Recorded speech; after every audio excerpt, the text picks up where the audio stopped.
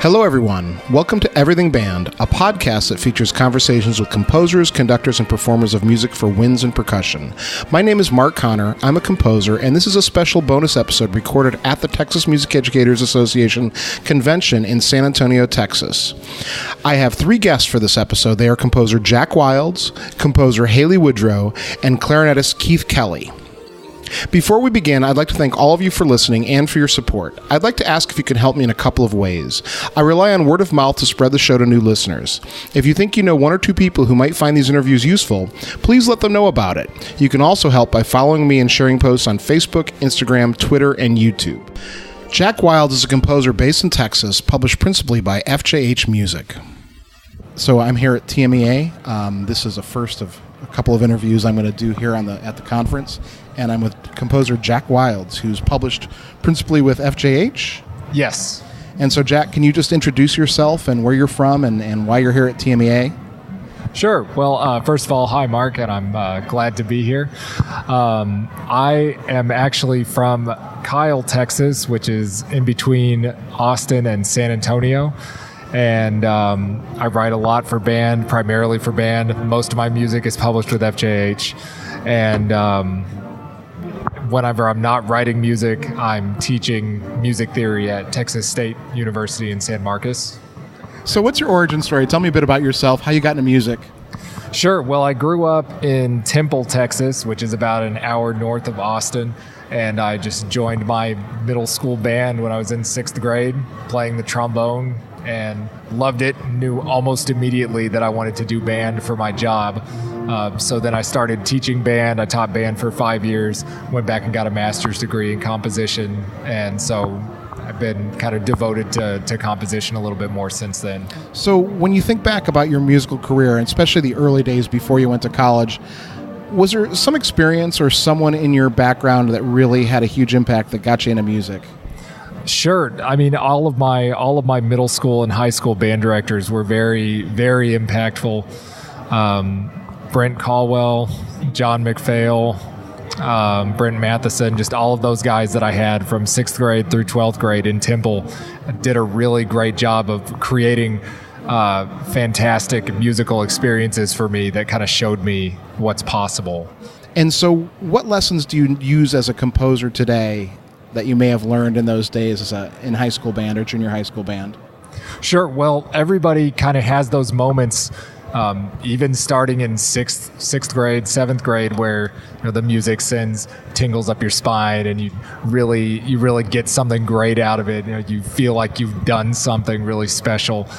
So I really strive to create some of those moments in the music that I write, and also I use some of the things that I learned from that time to make the music accessible, in addition to being enjoyable to play.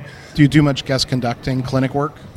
Yeah, I've done a few region bands this year, and I go into schools that are playing my pieces and work with the kids, and I kind of get my band directing fixed that way, because I do miss it sometimes, but I get to go kind of visit and spoil the kids and then leave them to their band directors. You like the band grandfather, right? Yes, exactly. Yeah. So that's a great analogy. And so that experience as a band director, you were a high school band director? Or middle school? High school and middle school. High school and middle school. So you mentioned that you miss it. What parts of it do you miss the most?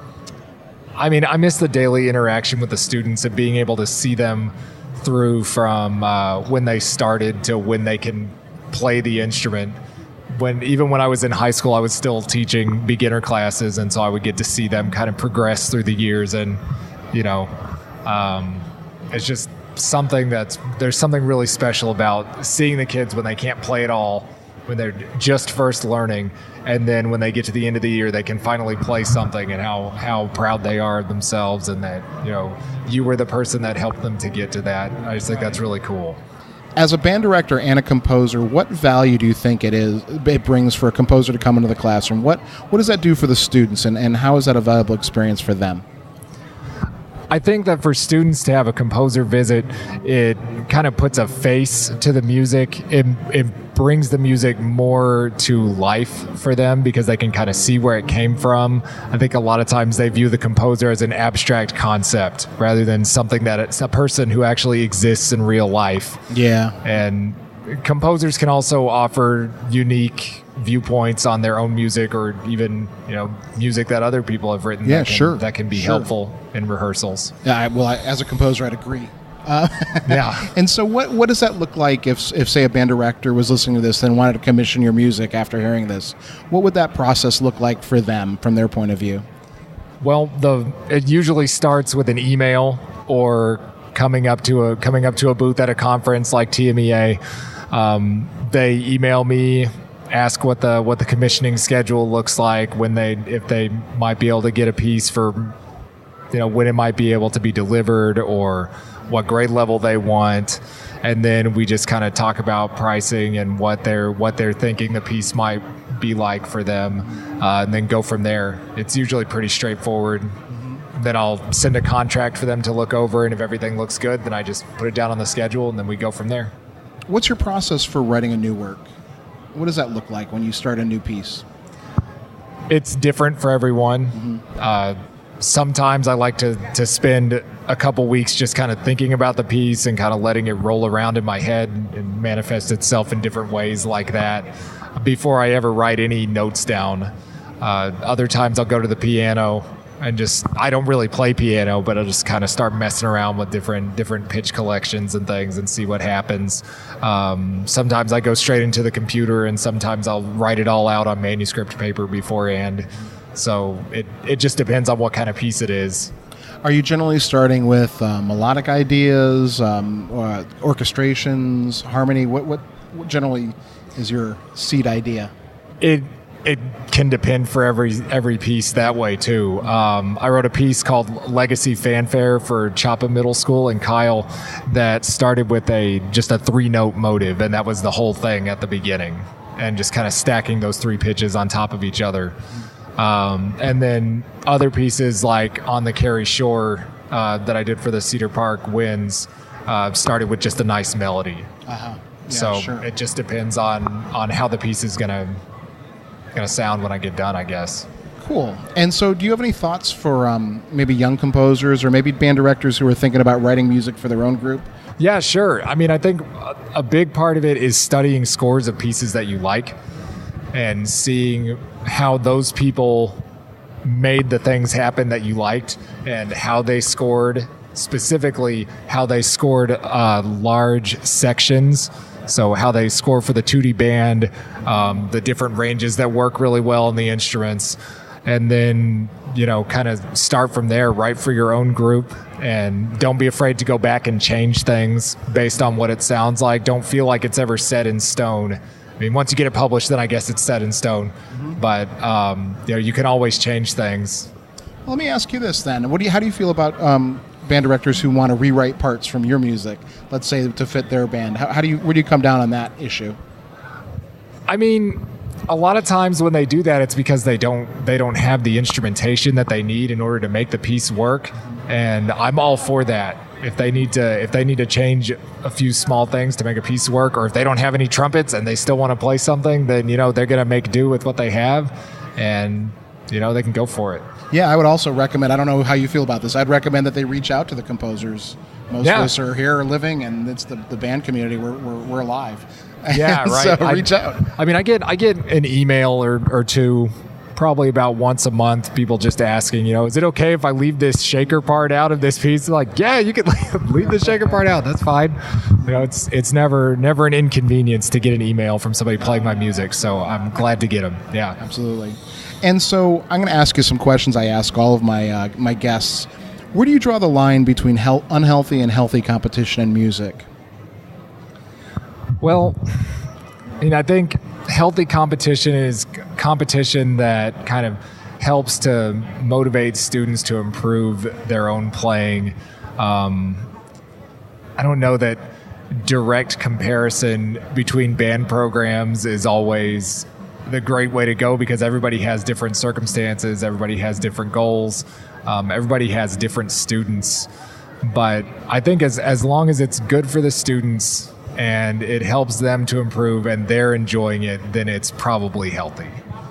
It's unhealthy is where it starts to be bad for the students. And one of my most common answers is that idea of student-centered competition. And so once it becomes adult-centered, that's when we start to have a problem with it. Right. Yeah. Yeah. And I mean, most people in the band community are student-centered. That's why they're in it. So most of the time we're able to navigate that really well.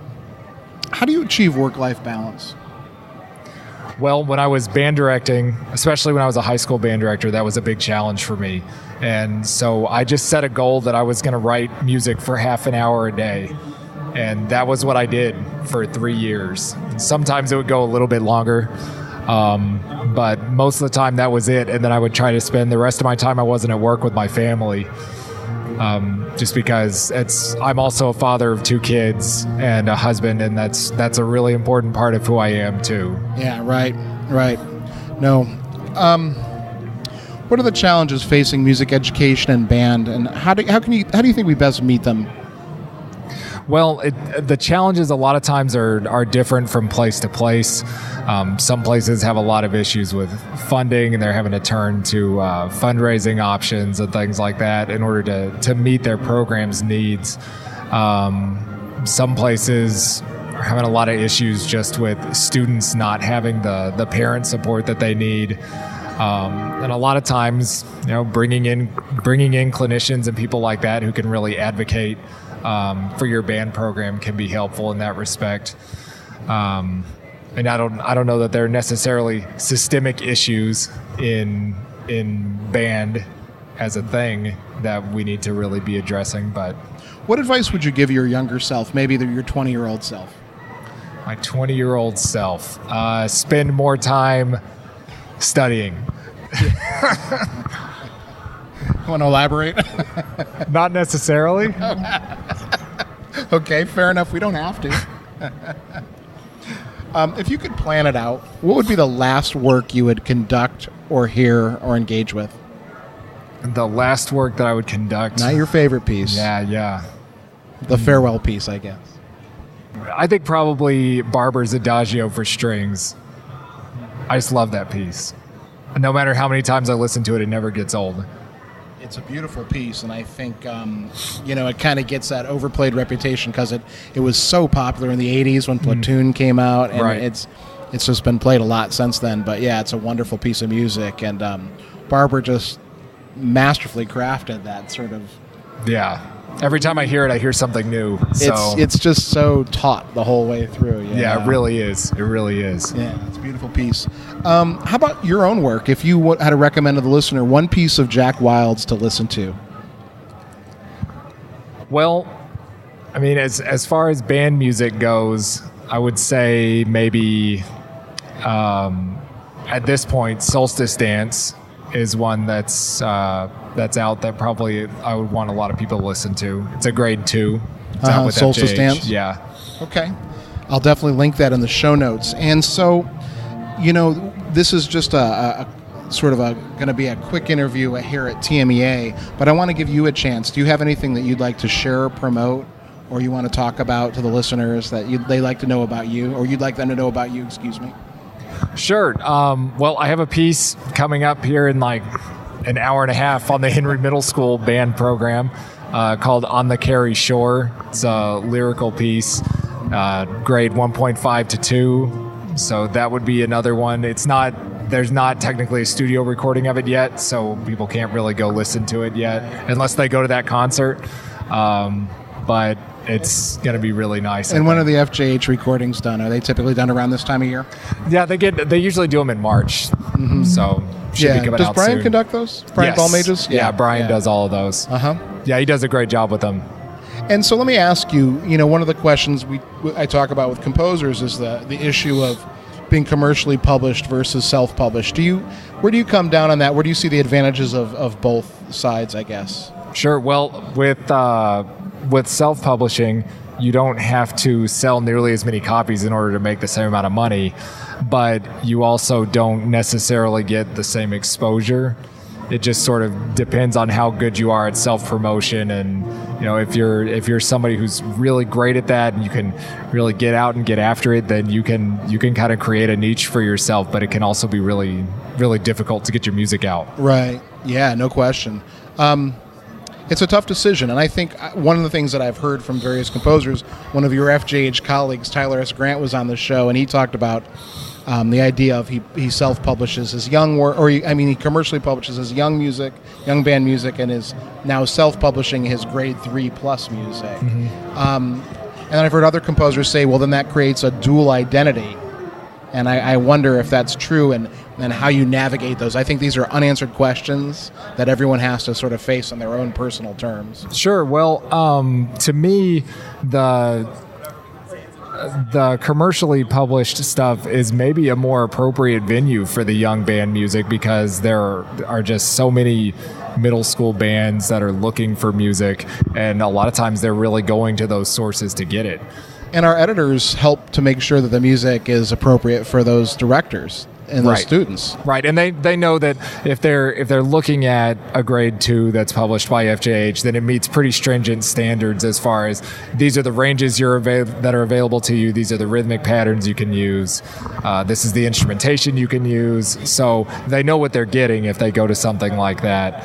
As opposed to a self-published piece where the person is sort of setting their own parameters for what a grade 2 is, and it could be that there's something in there that they're not used to. But yeah, I would agree with that. So how can people get in touch with you? My website is www.jackwildsmusic.com. So they can get in touch with me there. All my chamber ensemble stuff is on there, as well as a more advanced band piece that's kind of a self-published thing. Yeah, I have a few things like that as well, yeah. Jack, thanks so much for doing this on such short notice. I basically ambushed you less than an hour ago and asked you to do this. Yeah, so I really appreciate it, and thanks for coming on. Yeah, sure. Thanks, Mark. My second guest is composer Haley Woodrow. Haley is the winner of the 2016 National Band Association Alfred Publishing Young Band Award for her work And It Begins. Hi, Haley. Hi, Mark. Thanks for doing this on the spot. I know I just asked you like an hour ago to do this, and so what I'm doing is I'm interviewing a couple people, and I'm going to put together a kind of a bonus episode for the podcast for this week.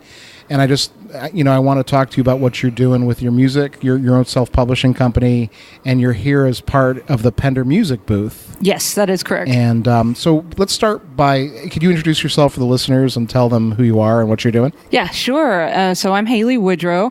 I'm a composer. I'm also a trumpet player. I've lived in Texas my entire life, gone through the Texas band programs, went to school at the University of Texas at Arlington for jazz, and then Texas Christian University for my master's.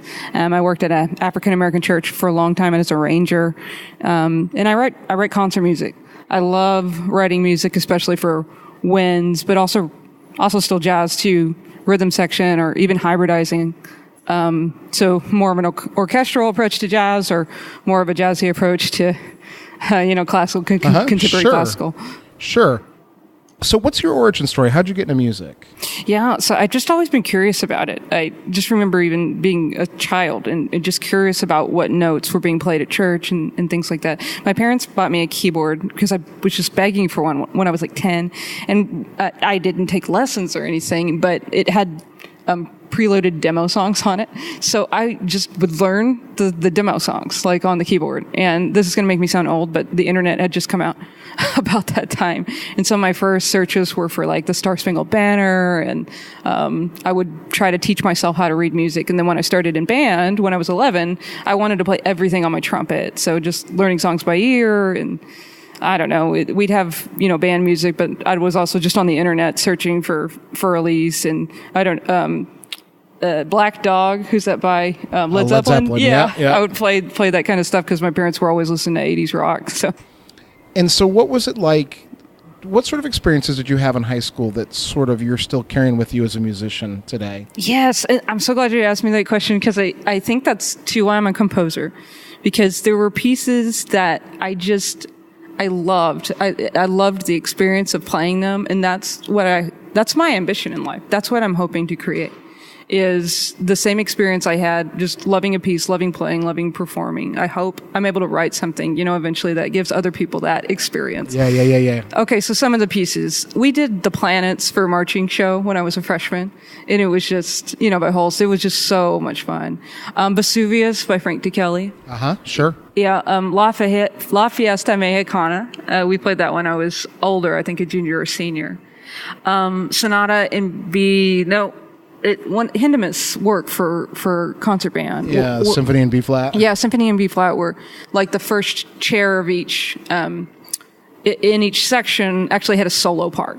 So that was fun for me because I was playing principal trumpet that year. So I don't know. I just had such a good band experience, but with band and also with jazz too. We had some really great jazz players there when I was in high school. And I know that's sort of your specialty, right? Yeah, more or less. Well, as far as playing, I think I'm better at playing jazz and gospel and stuff. But no, with writing, I really love classical music too. Yeah, sure. No, sure.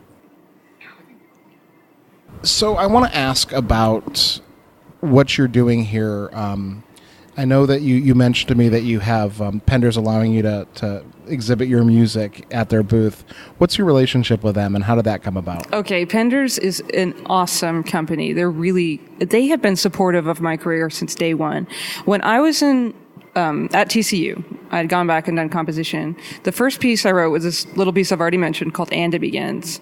In that year, TMEA was having college composition contest, band division, choir division, and orchestra division, and the piece won the band division. So I contacted Bill Brownlee at Penders and said, is there any chance that this could be available? And he went out of his way to help me. And I really didn't know what I was doing at all. And there was no performance of it. It was just an award, like a little cash award and recognition. So in retrospect, I don't know how I don't know that it was to any advantage for them to offer the piece, but he did offer it. He actually made up a sign that said congratulations on winning this thing, and put it up. And I just had printed off the parts. I didn't know a lot about notation yet, and he made a cover, to hold it with a spine, so if it was on the bookshelf, people could find it. Oh, cool. I mean, he just went way out of his way. So my relationship with them is just, I will always be loyal to them. They've been loyal to me since the beginning. So yeah. But as far as what I'm doing here at this convention, so I decided to approach Bill about soliciting self-published works from different composers. Yep. I thought about just promoting my own, but I don't have a full catalog yet. I have a grade 2 and a grade 4 and a few jazz pieces. And I thought, if somebody walks up and needs a grade 3, I don't have one. So I started soliciting works from other good composers. Right. We have a full, grade 1 through 4 band and grade 1 through 4 jazz band. I saw some of the names on your shelves. Yeah, with some really great composers. Garrett Hope has been a guest on the show. I saw 2 of his pieces on there, and several other composers. I want to ask you about the Midwest experience. Mm-hmm. Yeah, and you were among the composers who John Mackey let use the booth, right? Yeah, John's whole thing with that, at Midwest was to try to give a promotion space to composers who are maybe underrepresented within the band community, which are minority and female composers. Matter of fact, today, Carter Biggers, my friend at Texas Women's University, stopped by and told me that there's about 1,100 pieces on the PML, but only 11 are written by women composers. Yeah, and that doesn't take, that's not hard math to do. Yeah. Oh, and I don't think there's any question that women are underrepresented and composers of color.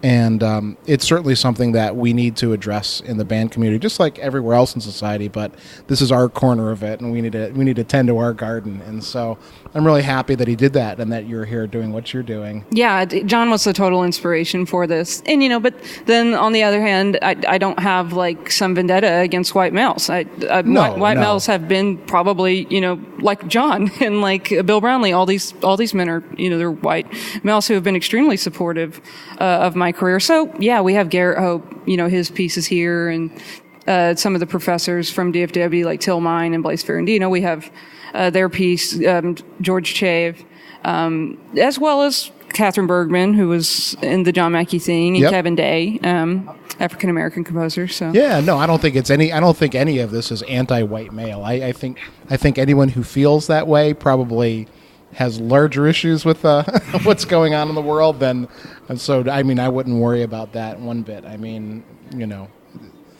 yeah, there's plenty of room in the music community for everybody because a rising tide lifts all boats. I say that a lot. Yes, so, is that Kennedy? Is that quote? I I'm not sure, but I use it all the time because it's true. I mean, we're not dividing up some kind of like pie. We're teaching kids music. Yeah. I mean, see, your quote is the rising tide lifts all boats. Mine is if you want to go fast, go alone, but if you want to go far, go together. Yeah, that's a good one too. Yeah, it's certainly something that we all need to address and be aware of, and we need to have every voice at the table because there's so much good music out there and so many great composers and talented composers, and they all need to be heard regardless. And so I appreciate what you're doing and your music in the field. So thank you. You're welcome. So let's kind of get into some of the questions I ask all of my guests. And so okay. Where do you draw the line between healthy and unhealthy competition in music? This is sort of one of the questions I think is really important because we have many different opinions on this in our field. Yeah, I know there's a debate on whether music is sport. I came through Texas band programs, and I can say, it is tough sometimes to see your name in order by number and not feel, your worth is based on that, or at least in a fleeting moment that it is. I think that we should judge it by its fruit. I tell my students this. I guess this is the way I want to answer this question. This is what I tell my students now that I'm a lesson teacher, that if you place well enough, then the focus is not on the number. The focus is on the experience, that door that opens and then the experience that you get to have. And that's where the focus always needs to stay. So I don't know if I feel the audition process needs to be revamped, because that's how people get jobs. I know there's not tons of orchestra jobs, but you still have to audition. You have to be able to play under pressure in front of people. But I do feel like maybe we could just all do a little bit better job as teachers of putting the focus on the experience rather than the number. Yeah, sure. I think so, and I think it always comes down to the student first. I sort of had this epiphany I went to an advocacy session, and I'm going to have this gentleman on who talks about saving school music programs, and he talked about problems that were student-centered problems, or were about students, and problems that were adults. And like when the decisions are about adults, this is when we start to run into problems in education, when we're not thinking about the students first. And I don't know, that's just resonating in my head today, and so I think you're right. How do you achieve a work-life balance as a player and as a teacher and as a composer? Yeah, well, one of the things is my husband and I are Christians, and one of the things we believe is that a 24-hour period of rest is just, it's a gift. So it's hard to do, but we do it. Every week we disconnect. It's usually about Saturday night to Sunday night. It depends on the week. We're not legalists, so this week, in fact, I'm going to be in Wisconsin next weekend for a premiere, and of course we're here at TMEA this weekend, so sometimes it's tough. But normally we are not doing anything work related on Saturday evenings through about Sunday. About 5 p.m. Yeah. And then we're also CrossFitters. So we do gym workouts. That's a nice book into the day. And then we're involved, with church as well. And I think just having events, like places that we go in our lives that are not work, related, help keep that balance for us. Right. Yeah, I know. Yeah, I know a lot of people who don't do that. I mean, I know for sure that, Sunday morning is one of the times where I can actually find a little time to compose, and so I think that's a really valuable thing, and I don't think enough people take advantage of the idea of having a day off. Whether it's Christian based or in any sort of way, this idea of taking some time away from what you're doing. Absolutely. In fact, there's a really good book called Rest, and it talks about how your brain actually is working just as hard, not harder, when it's resting, just sorting out, all the problems and issues that you're having when you're actually away from it. Do you happen to remember the author? I don't. I'm it's sorry. Okay. We'll look it up. And even listeners can look it up. Yeah. But yeah, I'll put it in the show notes for sure. Okay, so here's the big question. Big question. Okay. What are the challenges facing music education and or band, and how can we best meet them? That is a question. That's a really big one. Question. Oh my goodness. I feel like I'm giving a talk on the flood and Noah is in the audience. So I'm just going to talk about me. Okay, sure. Yeah, I'm going to talk about my personal experience. I had a great experience with my high school band, Grapevine High School band program, director Steve Andre and Danny Prado and the late Brant Leondar. Great experience. Band directors are so busy, and I know this intimately. My husband is a middle school band director, a very big program, and they're so busy. So this is not an attack on them, but I don't remember getting the opportunity to write anything when I was in high school. Like, I just don't ever remember it being offered. And so like these days, one of the things I'm doing is I'm creating clinics or workshops or multi-day workshops where I try to either create collaborative compositions with a small group of students or use the whole band program to customize pieces. And in doing so, teach about different aspects of composition, but always with performance application. So it's like, we're going to play this piece, we're going to talk about maybe orchestrating, and it's usually my piece, so I can customize it for them. Sure. I'm doing this with the Summit High School Band in April.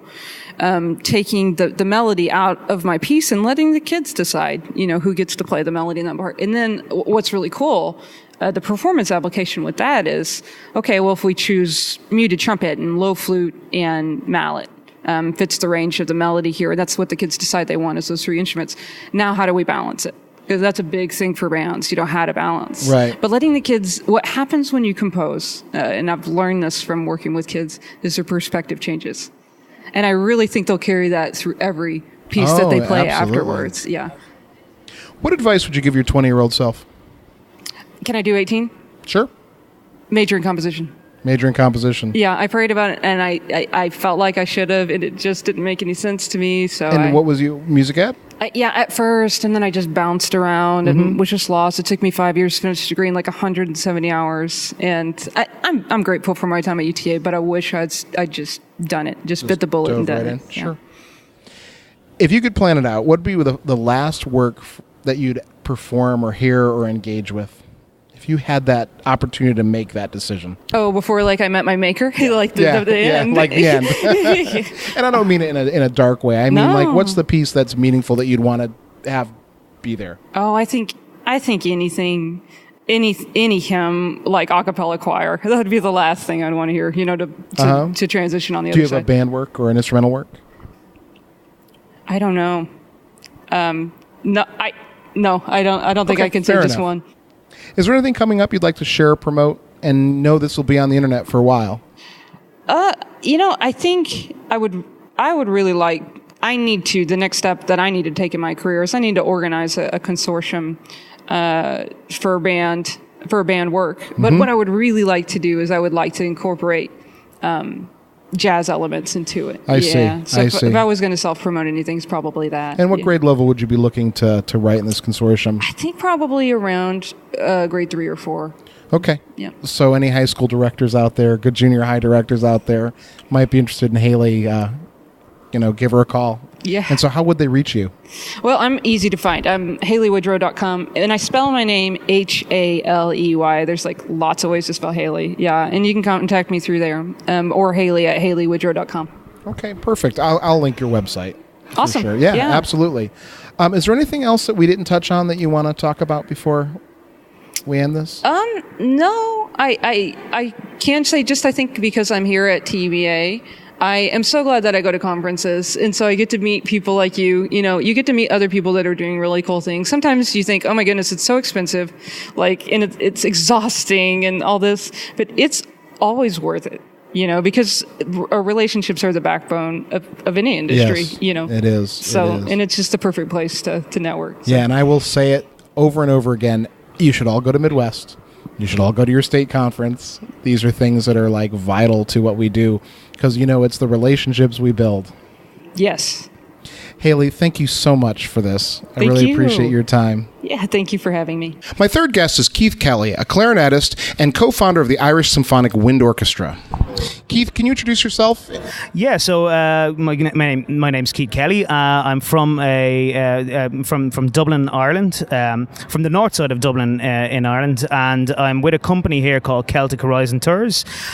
We specialise in music tours to Ireland and for music educational experiences in Ireland then as well.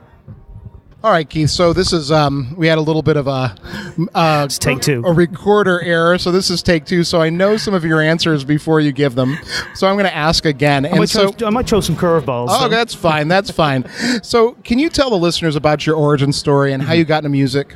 Yeah. So I would have started in a band at the age of 8 years of age. So about the same age as most students will start in America as well. I started with a band called the Artane band, which is very well known in Ireland for playing at Gaelic Athletic Association games, and I spent 11 years in that band from the age of 8 years of age up to 19, and then at that point I went on to join the Defence Forces in Ireland, where I played for 12 years as a professional clarinet player. I see. And so I just want to clarify, what was the Gaelic Association you mentioned? Can you tell the listeners about that? Yeah, so Ireland is very well known for our sports. We have two national sports. One is Gaelic hurling, which is, I think a lot of Americans that have seen it have been blown away by how violent that the sport can be. And then we have another game called Gaelic football, which will be very similar to Aussie rules. In fact, Aussie rules was born out of Gaelic football. I see. I have seen hurling. It's with basically soccer with a tiny ball and sticks. Yeah, and it looks pretty vicious. The players get hit with the sticks as often as the ball does, you know? Yeah. That you have to be tough to play that. Yeah, absolutely. And so now you mentioned that you played in the Defense Forces band for 12 years. And I know that we had already talked about it, and you mentioned that you had an opportunity to do some teaching while you were playing. You want to tell the listeners about that? Yeah, so the Defence Forces bands, there's three Defence Forces bands in Ireland. There's a police band in Ireland, and then there's two professional orchestras then in Ireland then as well, National Symphony Orchestra and National Concert Orchestra. The musicians in those bands are very much involved in their communities then as well. So every little community in Ireland will have its own band or orchestra and so on, and it's usually the musicians from these various different professional organisations that are in there teaching instrumental music. I see.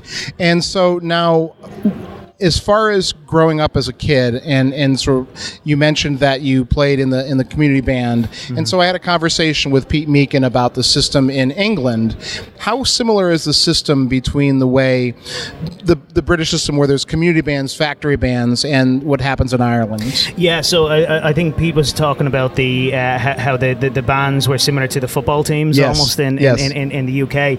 Well, this is my first time in Texas, and I think what makes Texas particularly strong with bands from my own experience of it is football. You know, every college has a very strong football team, and as a result, then they have strong bands then as well. So it will be similar in Ireland in some ways in each local community. Every community has its own GAA club, Gaelic Athletic Association club, playing hurling, football, and because of that, we have a band that might be associated with that then as well. They won't be part of the same organisation. It's not as if the GAA club has its own band. Sure. But because the GAA club exists, a band may exist in the town then as well to play at the games. We have a tradition in Ireland called the Parade of the Teams. So we don't necessarily do halftime shows like they would in the US as much, but we have this tradition called the Parade of the Teams. And at the beginning of matches, both teams will line up behind the local band, and the band will do a lap of the pitch and then play the national anthem, and that's the beginning of the game. It's presenting the teams to the audience, and I suppose that comes from the tradition of announcing that a game's about to happen. The teams would be marched through the town or the village to announce that a game is about to happen, and people would follow the band to watch the match, a real parade to the match. Now, it's not the same anymore. I mean, that's kind of gone back on the tradition about 140, 150 years ago, but that's where that tradition has been born out of. I see. I see. And so tell me about the Defense Forces music. Is it well funded by the government as far as the military? I suppose same as anywhere. We're always on the tread of funding, and the media will sometimes pick up on a certain amount of money that has been spent on a professional band. The most recent casualties of that in Ireland were the RTE Concert Orchestra and the police band, the Garda band, as we call it in Ireland. And I suppose what's often forgotten about those in those conversations is how much those musicians are actually part of their communities as well. Right. The benefit of having a professional organisation, a professional band, a professional orchestra has much more than just the performances that those bands give. Yeah, sure. It has huge knock-on effects, and it's a statement by the government, by the state, to say we value music. If you're getting, if you're cutting these programs, what is that saying to the student that's 15, 16 years of age and is considering maybe doing music? You start cutting professional organizations, and that can have knock-on effects to the children that want to then go and study it. Sure, absolutely. And so can you tell me a little bit about what you're doing with Celtic Horizons? Yeah, so I would have worked on a consultancy basis quite a bit with Celtic Horizon Tours for a number of years. So they've been bringing bands, choirs and orchestras into Ireland for a long time, particularly for St. Patrick's Day. Lots of marching bands. That's a big check that they want to do in their careers. So when bands would come into Ireland, I would be organising workshops for them, their performances. The team in Celtic Horizon Tours are excellent at the logistics of Ireland. They tell you how to get around Ireland and so on. My expertise is on how to give musicians a great experience when they're there, how to learn a little bit about Ireland, how to learn a little bit about music education in Ireland. And so with an increasing amount of groups coming into Ireland, I've started to work with them full time. We're putting together festivals with Johan de May in 2020, which I know was on your show there. I actually heard about your show in the first place. Johan shared it on his Facebook page. And then for choirs then, we have Michael McGlynn of Riverdance fame with his choir Nuna. They're putting on a festival then in 2019 then as well. So all right, so let's talk about some music-specific issues, and then you could, if you would, just give me sort of the Irish point of view on some of these ideas. And so I want to ask, and I ask all my guests, how much competition did you do when you were growing up in music, and what do you think is unhealthy and healthy?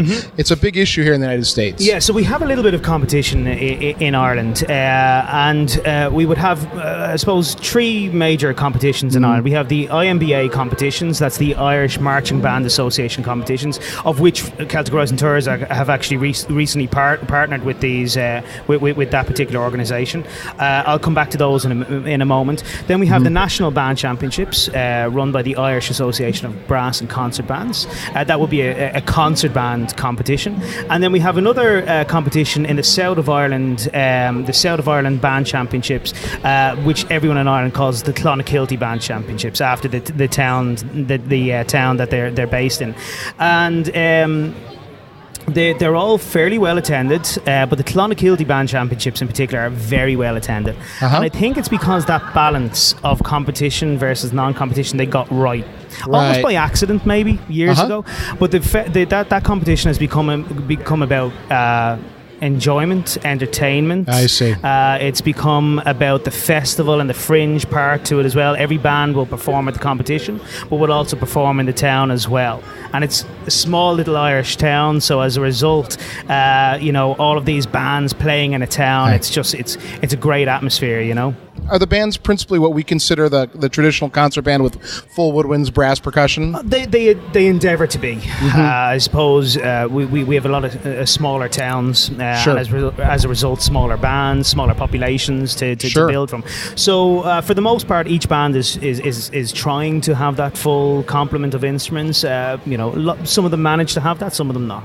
But they do. We play a lot of the same music. A lot of the band music that's played in Ireland is written by American composers. Sure. And the same publishers, Alfred and Hal Leonard, are selling their music in Ireland as well. So a lot of the bands that will come to Ireland are playing the same music as the Irish bands are as well. Right. And you mentioned that you met Walter Cummings. I did, yeah. At Midwest, and then you heard him talk about meeting an Irish fellow. That's right. And that was you. Yeah. And I had only emailed you the day before. Maybe a day, maybe less. That's right. But it was really interesting to have that conversation with Walter. When Irish band directors are looking for new music, it's usually the same places that we're going. We're going on to Hal Leonard, we're going on to Alfred, we're picking the same stuff. And it was great to be able to meet a publisher like Walter who's doing new his own music, and he's identifying new composers and so on. I'd love to see some of that permeating Ireland a little bit more, and I'm sure a lot of my fellow band directors in Ireland would too. Now, you mentioned there are band composers in Ireland. Is there are there publishers of Irish music that maybe a lot of self-published composers? A lot of self-published. Yeah, absolutely. Maybe after the interview, you can give me a couple names. I'll put them on the. Absolutely, in the show notes. More than happy to do that. So that my listeners can kind of find that music as well. Yeah, absolutely. We promote at Midwest Clinic. We were promoting some composers that we work with, Fergus O'Carroll and Brendan Breslin, and some fantastic musicians that we work with. Sure. Much of a brass band tradition? Not as strong as the concert band competition, but there would be some very strong brass bands, particularly up towards the north of Ireland then as well. So we do have a brass band tradition, but concert band would definitely be the dominant form of band. How about traditional music? Is there much? Is that organized much at all? So traditional music would be very, very, very similar to jazz in its heritage. It's informal, it's improvised, it's part of the community. But yeah, there has been a move towards a more formalized education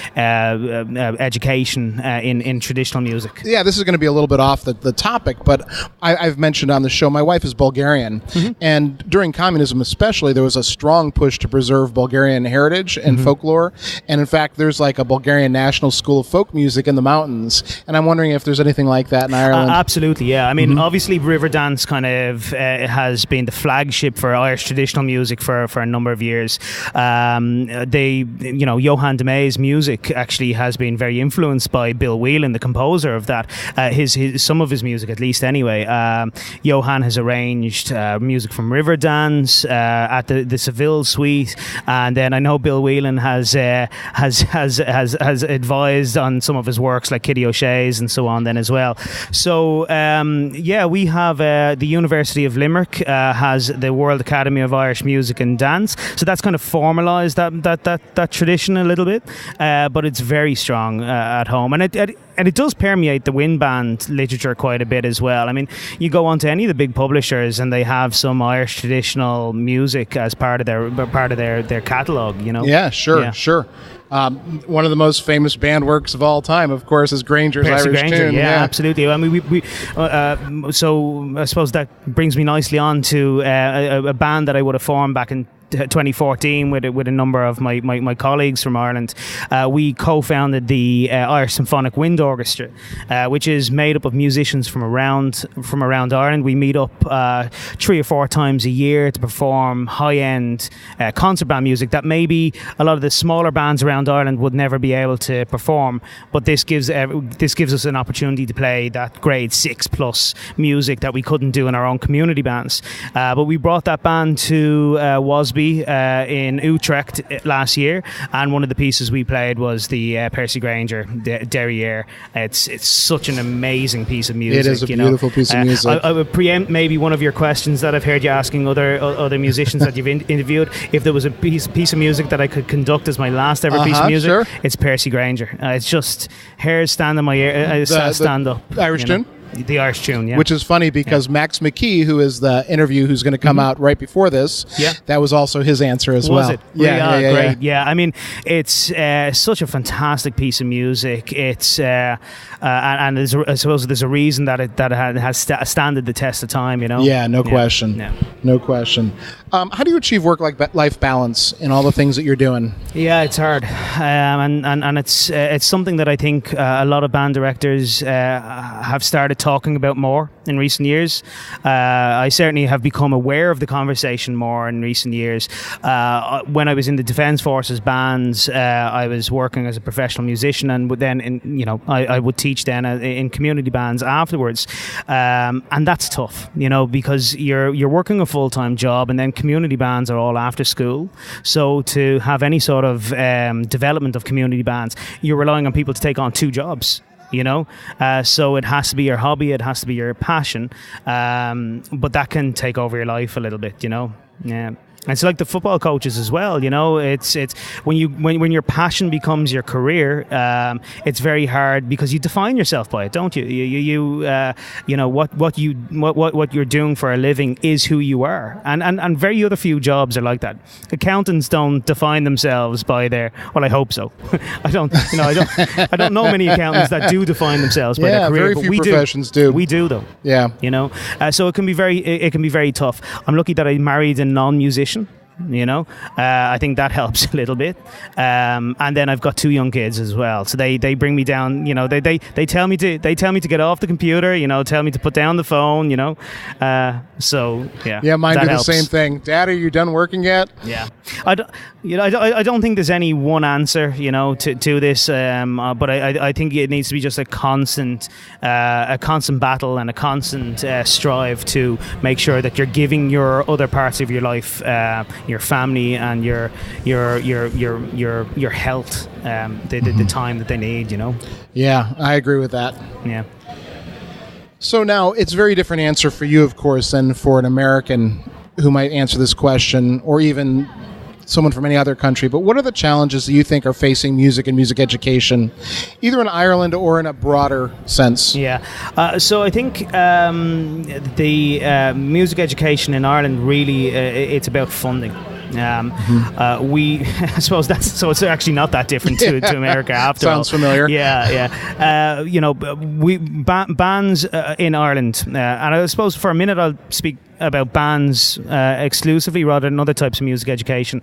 Bands in Ireland are kind of caught between 2 different types of funding. We have the Department of Education, who look at bands as being artistic ventures, so they don't generally tend to fund bands, community bands. Then we have the Arts Council that look at bands as being educational organisations, and so they sort of think, they channel their funding other places then as well. So we're kind of caught in the middle. We're not necessarily educational, we're not necessarily arts, according to those two bodies. So it can be hard to get funding sometimes. So I think what bands in Ireland need to do a little bit more is collaborate and lobby a little bit more and work together to sell the idea of why bands are so good at music education. I don't think we do that particularly well. I think particularly in Ireland, maybe more so in the United States, that you communicate that message a little bit more. We think we need to start doing that a little bit more in Ireland. I know you have organisations for that we like NAFME here. And then these local MEA and NAFME. Yeah, we need more advocacy in Ireland, I think, and that requires more collaboration, And I think I was went to a couple of advocacy sessions today, and that was his main message: is you have to have a coalition. Every musician, you're not just a band teacher, an orchestra teacher. You're a music teacher. You're a musician. We should all be working together. Yeah, and competition can come in the way of that a little bit. Yeah, little bit, when your job's at stake, maybe you want to throw another teacher under the bus, and that's the worst. Yeah, then it's a slippery slope to losing everything. The British concert band, the concert band competition, the national competition there, have a different sort of judging model where they have gold, silver, bronze standards, and so everyone can get a gold, or everyone can get a silver, or everyone can get a bronze, depending on the ability that you play at. I think that promotes more collaboration because you can root for your fellow band director to get a gold star with you. Right, absolutely. So what advice would you give your 20-year-old self? Study more. I don't think that's the first time you've heard that answer. Maybe 50 or more percent of my answers are that. I went straight from playing with the community band, with the Artane band, into the Defence Forces. The Defence Forces were very good to me in terms of the time they gave me to practice and self-study and so on. But that formal study is something that I really missed out on. I really wish that had been something that I prioritised. I suppose you make the decisions that you feel are the best at the time. time, but youth definitely wasted on the young, Yeah. Absolutely it is. Yeah. And I think that's the question most people, I think we all at some point in our lives get to that moment where we look back and say, boy, if I had just done a little bit more of this, I'd be so much farther ahead, because it's like investing. Yeah. The more you do early. Yeah, absolutely. I mean, a lot of things that I'm happy that I did do, getting involved in community bands at a young age, getting involved in teaching. Teaching for me was probably the best learning tool for me. I learned so much from being a young teacher. So I think that was very important for me. But yeah, absolutely, formal education I think would have been great. Yeah. So is there anything coming up that you'd like to promote, talk about?